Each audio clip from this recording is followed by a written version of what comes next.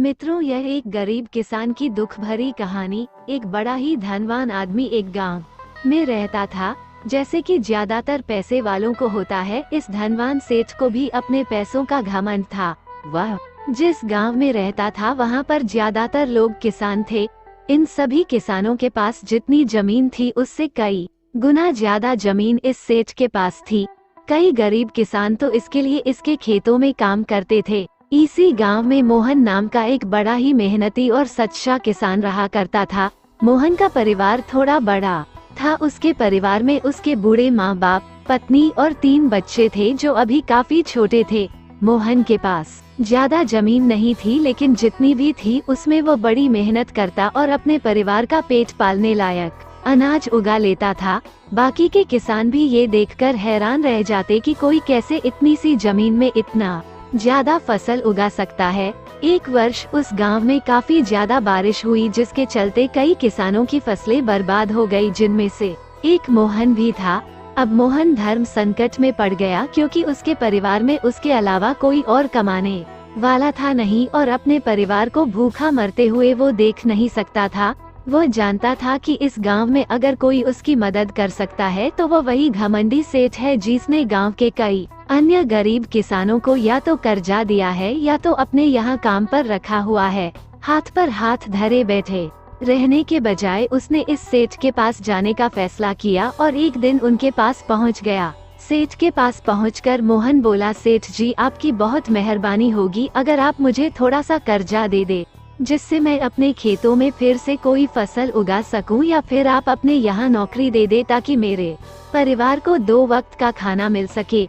घमंडी सेठ को उसकी इन बातों से कोई मतलब था नहीं, लेकिन गांव के सारे लोगों की तरह वह भी यह जानता था कि मोहन कितना मेहनती है और वो जिस भी खेत में काम करेगा वहां वो 2 गुनी फसल उगा सकता है। सेठ ने सोचा, अगर मैं इसे पैसे उधार देता हूं तो शायद यह इस स्थिति में नहीं है कि मुझे वापस लौटा सके, लेकिन अगर मैं इसे अपने खेतों में काम करवाता हूं तो मुझे जरूर दुगना फायदा होगा। सेठ मोहन से बोला, देख भाई, पैसा तो मैं तुझे दूंगा नहीं, और मेरे पास अभी खेतों में काम करने के लिए कई किसान पहले से मौजूद है, लेकिन तुझ पर तरस खाकर मैं तुझे अपने खेतों में नौकरी देता हूँ, पर मैं तुझे इसके लिए ज्यादा पैसे नहीं दूंगा।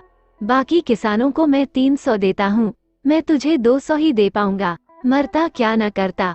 मोहन ने सेठ की शर्त मान ली और उसी दिन से सेठ के खेतों में काम करना शुरू कर दिया।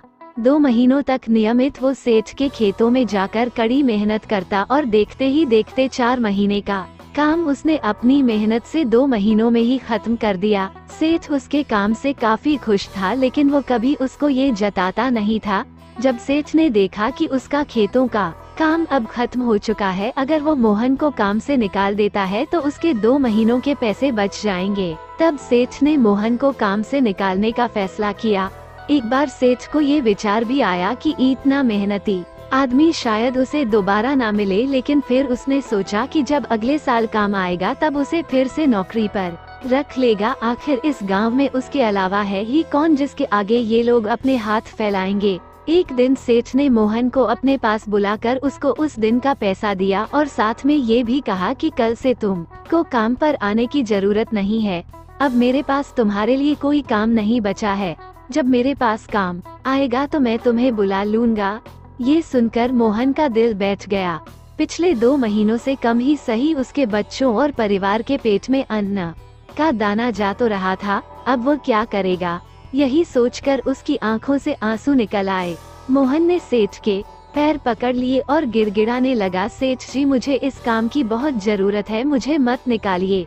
अपने मतलब से मतलब रखने वाला सेठ टस से मज ना हुआ। उसने खरी खोटी सुनाकर मोहन को वहां से चलता कर दिया और मन ही मन 2 महीनों की तनख्वाह बचने से खुश होने लगा। अगले दिन जब सेठ सवेरे उठा और अपने आंगन में आया तो उसने देखा कि मोहन उसके आंगन में बैठा है। सेठ ने उसको पास बुलाकर पूछा कि क्या हुआ, तुम क्यों यहाँ पर बैठे हो। मोहन बोला, सेठ जी, मुझे वापस काम पर रख लीजिए, आप जानते ही हैं मेरी आर्थिक परिस्थिति कैसी है, थोड़ी दया कीजिए। लेकिन सेठ ने उसकी एक न सुनी और फिर एक बार उसे बुरा भला कहकर वहां से जाने के लिए कहा। बेचारा मोहन अपना सिर नीचे झुका के वहां से चला गया। अगले दिन फिर यही घटना दोहराई गई। मोहन फिर सेठ के आंगन में बैठा था। सेठ ने फिर उसको वहाँ से जाने के लिए कहा। यही घटना अगले कई दिनों तक चलती रही। अब तो मोहन सेठ के हकालने पर भी वहाँ से नहीं जाता था और वहीं पर बैठा रहता था। एक बार सेठ ने उससे पूछ लिया, तुम कैसे आदमी हो? मैं तुम्हारा इतना अपमान करता हूँ लेकिन तुम्हें कोई फर्क ही नहीं पड़ता। तब मोहन ने सेठ से कहा, बुरा तो बहुत लगता है सेठ जी, लेकिन जब घर जाता हूँ और भूख से बिलखते अपने माँ बाप और बच्चों को देखता हूँ तब यह अपमान मुझे कुछ भी नहीं लगता। इतना सब कुछ होने के बाद भी सेठ का दिल जैसे पत्थर का बना हुआ था। उसने मोहन को अभी तक काम पर नहीं रखा और ना ही उसका ऐसा करने का कोई इरादा था। एक दिन सेठ ने सोचा कि कुछ दिनों के लिए किसी और गांव चला जाता हूँ ताकि मोहन से पीछा छुड़ा सकूं। अगले दिन मोहन के आने से पहले ही सेठ अपने परिवार को लेकर अपने किसी संबंधी के यहाँ चला गया और वहाँ पर 10 दिनों तक रहने के बाद फिर अपने गांव अपने घर वापस लौटा। घर लौटते ही सेठ ने आसपास हर जगह नजर दौड़ाई तो पाया कि वहाँ पर अब मोहन नहीं था। सेठ ने सोचा, मेरी तरकीब काम कर गई, लगता है मोहन से अब पीछा छूट गया है। हालांकि अब सेठ के द्वार पर मोहन नहीं बैठा था, लेकिन मोहन का विचार अभी भी सेठ के मन में घर कर बैठा था। सेठ सोच रहा था, मोहन इतनी जल्दी हार मानने वाला आदमी तो नहीं दिखता है।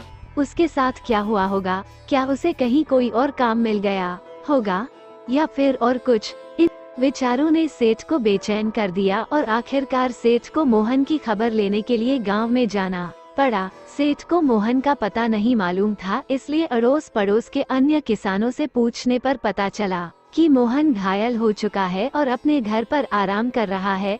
सेठ ने जब उसके घायल होने का कारण लोगों से पूछा तो सेठ को पता चला कि जब सेठ अपना घर छोड़कर किसी और गांव में गया था तब बंद घर देखकर कुछ चोर उसके यहाँ चोरी करने आए थे, जिनको रोकने की कोशिश करते हुए हाथापाई में मोहन चोटिल हो गया था। इमोशनल हिंदी कहानियाँ ये सब जानने के बाद सेठ का पत्थर का दिल भी अब मोम की तरह पिघल गया। सेठ को अपने किए पर पछतावा होने लगा। सेठ ने अपने आप को याद दिलाया कि कैसे उसने एक शरीफ और सच्चे आदमी को ज्यादा काम करवा कर भी उसको पूरा पैसा नहीं दिया और जिसको गले से लगाना चाहिए था उसे ठोकर मार कर भगाता रहा। सेठ मोहन का घर का पता पूछकर उसके घर पहुंचा तो देखा कि मोहन की घर की हालत बहुत खराब है। उसका परिवार भूख से बेहाल है और वो खुद अपने हाथ पैर पर चोट के साथ एक खाट में पड़ा हुआ है। ये दृश्य देखकर सेठ की आंखों से आंसू बह निकले। सेठ ने मोहन के पास जाकर उससे सच्चे दिल से माफी मांगी, उसको उसकी मेहनत के पैसे दिए, उसका इलाज करवाया और उसको हमेशा के लिए अपने यहाँ काम पर रख लिया। दोस्तों, इस खूबसूरत कहानी से हमें कई पाठ सीखने के लिए मिलते हैं। कहानी से सीखने लायक पाठ। पहला पाठ, अगर भगवान ने हमें दूसरों से बेहतर जिंदगी दी है तो हमें उसका फायदा नहीं उठाना चाहिए और हो सके तो जरूरतमंदों की जिंदगी में भी सुधार करने की कोशिश करनी चाहिए। दूसरा पाठ, कठिन से कठिन समय में ईमानदारी और सच्चाई का साथ कभी नहीं छोड़ना चाहिए। हाँ, यह मार्ग बड़ा कठिन है लेकिन इसकी मंजिल तक आदमी जरूर पहुँचता है और उसका फल भी अच्छा ही मिलता है। तीसरा पाठ, जब तक हम अपने बारे में सोचना बंद नहीं करते तब तक हम दूसरे के बारे में सोच नहीं सकते और उसका दर्द नहीं समझ सकते।